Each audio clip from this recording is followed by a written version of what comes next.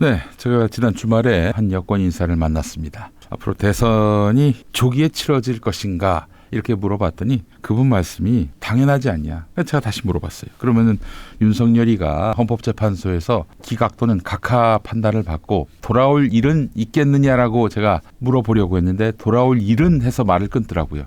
그럴 리가 있나. 그냥 끝났다고 이렇게 단언을 합니다. 아마 다음 대선 때 그분은 여당 후보를 찍을 그럴 분입니다. 예, 근데 그분이 또 이런 말도 하더군요. 그냥 이재명이 당선된 거나 마찬가지다. 지난 토요일에 윤석열 탄핵안이 가결된 것으로 이재명 당선은 확정지었다. 이렇게 얘기를 합니다. 제 얘기가 아닙니다, 여러분. 제 얘기가 아니에요.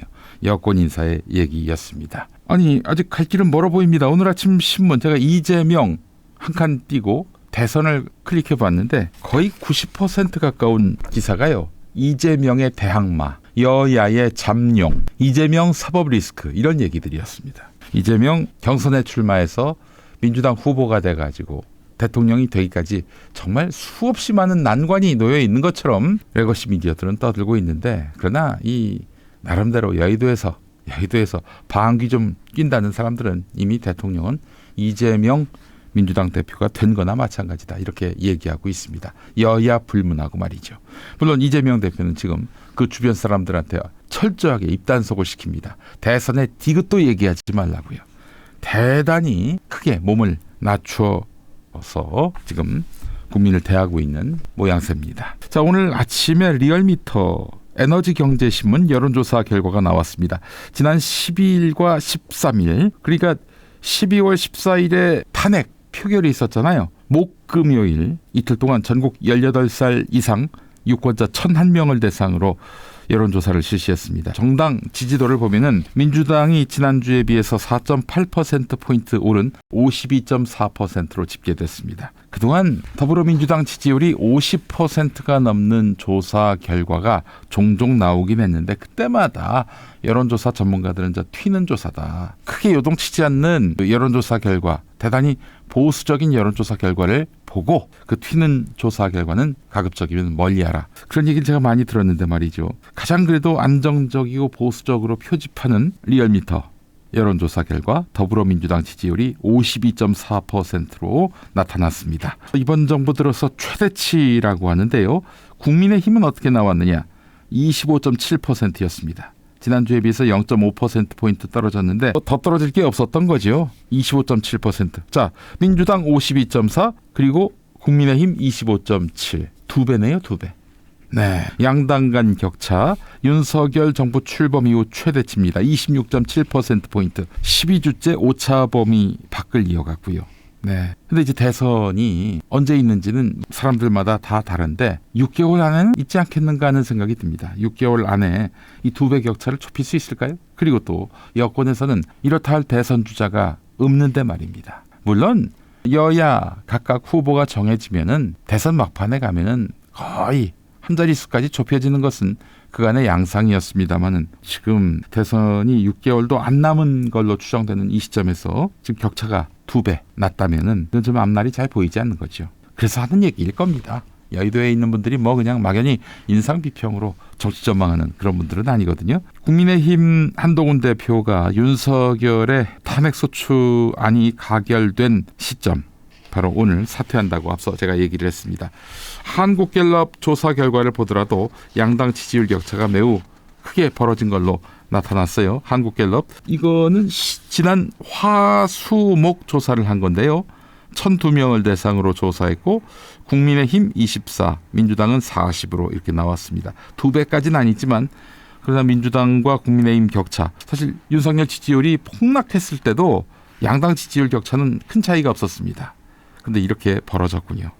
이거는 리얼미터만의 문제가 아니라 한국갤럽도 지금 국민의힘이 크게 추락한 것이 맞다라고 인증해주고 있는 것입니다. 한덕수 국무총리가 이제 대통령 대행을 맡고 있는데 지금 보니까 한덕수 대행의 그 이후의 행보 우리가 좀 주안점을 두고 봐야 될 것이 뭐가 있냐면은 김건희 특검법을 과연 거부하느냐 마느냐. 이미 국회에서 통과가 됐죠. 12월 12일에 통과가 됐는데 이게 한 보름 안에는 어떻게든 거부권 여부를 밝혀야 합니다. 그러니까 법안이 통과된 그 다음 날로부터 15일이니까 12월 13일 더하기 보름이면은 12월 28일 아니겠습니까? 12월 28일 안으로 김건희 특검법을 거부할지 말지 한덕수 총리가 밝혀야 합니다. 한덕수 총리가 만약에 거부하지 않고 그대로 공포를 해버린다? 그러면 이제 대선에 대한 안정적인 관리도 가능해진다라고 판단할 수 있는 것입니다.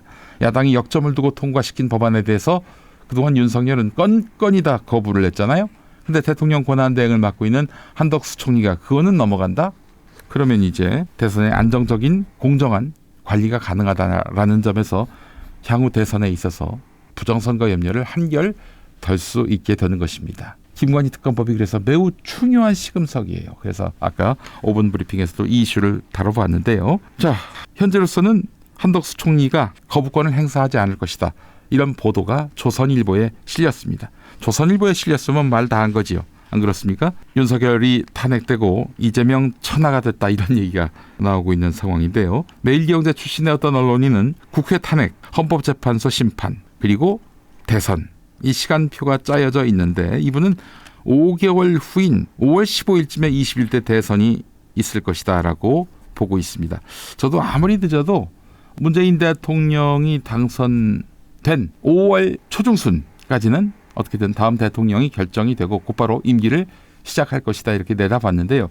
오늘 한겨레를 보니까 2월 안으로 판단이 끝날 수도 있다라는 얘기가 나옵니다. 이동영 작가는 20일이면 끝날 사안이다라고 얘기를 했는데 근데 그렇게 보기가 좀 어려운 부분이 윤석열이는 최장 6개월은 끌고 싶어 할 거란 말이에요.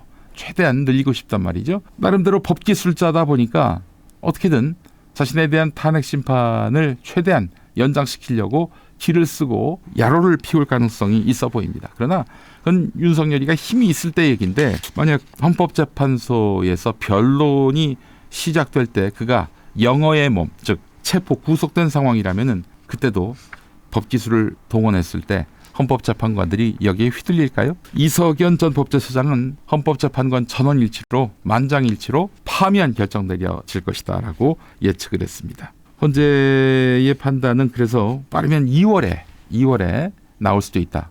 나온다면 한 2월 말쯤 되지 않을까 싶은데요. 2월 초일 수도 있고요.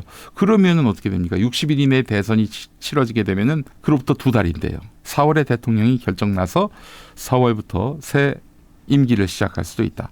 인수위 없이. 그런 점을 우리가 상상할 수가 있겠습니다. 자, 여러분, 차기 대통령감으로 이재명 대표 말고 지금 50%가 넘는 지지율을 보이고 있는 이재명 대표 말고 다른 사람이 보입니까? 대선 6개월 전에 50%가 넘는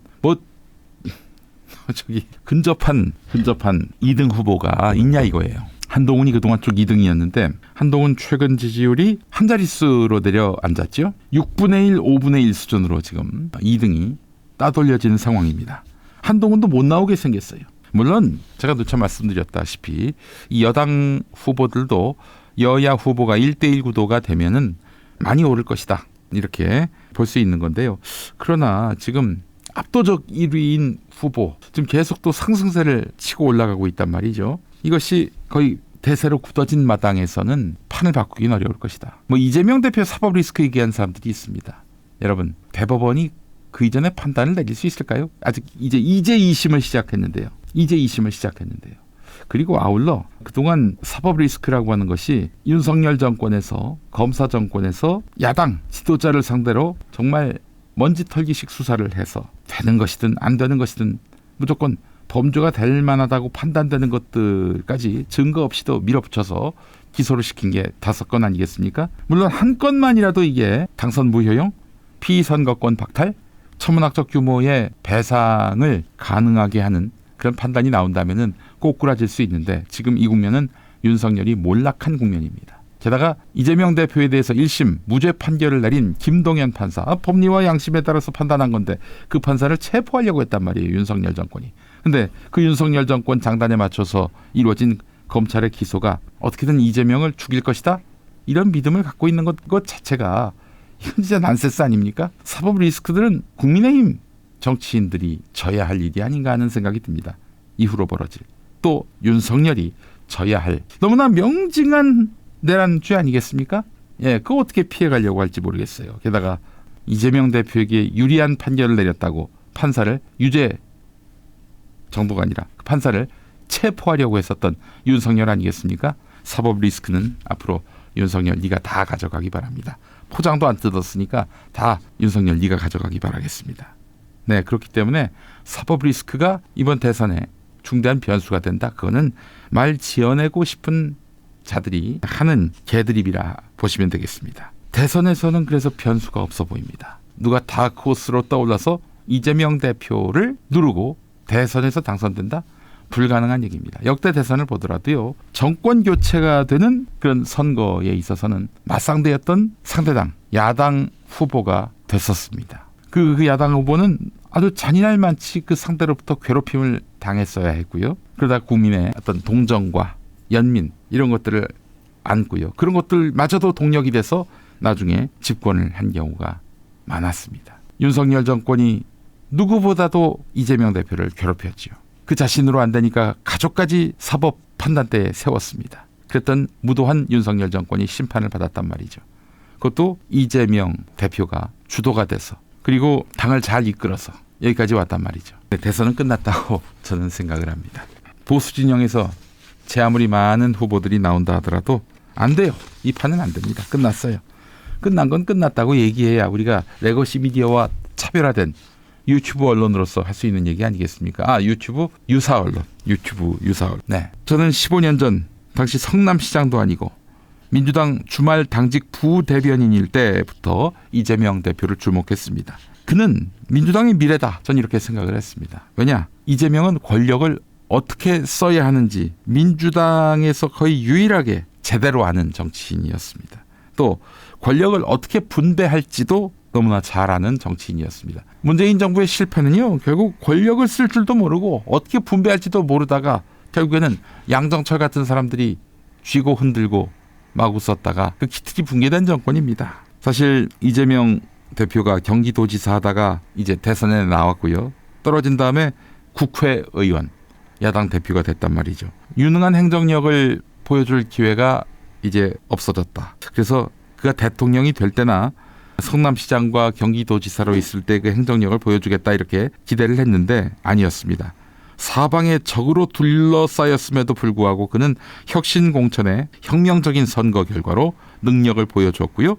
지난 반년 넘게 몽골 기병식으로 이 무도하고 사악한 정권과 맞서 싸웠습니다. 그래서 어떻게 됐습니까? 윤석열을 탄핵시킨 거 아니겠습니까? 이낙연 씨 같은 사람에게서 기대할 수 있는 성과가 아니죠. 예, 각종 정치 공작과 테러에도 불구하고 꿋꿋이 일어섰습니다. 그래서 지지율 50%예요. 수구 부패 언론조차 현재 스코어 대한민국의 진정한 권력 서열 1위는 이재명이다 이렇게 인정합니다. 윤석열까지 탄핵으로 무릎 꿇게 만들었으니 말입니다. 제가 진작에 장담합니다. 지금까지 악마화 이미지 때문에 이재명 대표가 무척 힘들었지요. 지금도 그들은 계속해서 악마화 이미지를 덮어 씌우고 있고 사법 리스크 운운하면서 이재명이 대통령이 될 일은 없을 것이다 라는 식으로 논조를 펴고 있습니다. 진보 보수 다 그래요. 자, 그런데 말이죠. 그분들께 미리 말씀드립니다. 이재명이 대통령 되면 아마 당신들은 이재명의 지지자가 될 것입니다. 이제 그만 이재명을 괴롭히시기 바랍니다. 나중에 여러분 모두 이재명을 지지하게 될 텐데 그때 가서 너무 면구스럽게 되지 않겠습니까? 예, 좀 적당히 하세요. 적당히 하시라는 말씀을 드리고 싶습니다.